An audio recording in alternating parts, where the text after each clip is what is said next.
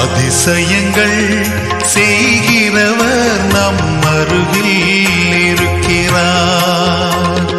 அற்புதங்கள் செய்கிறவர் என்றும் நமக்குள் வசிக்கிறார்.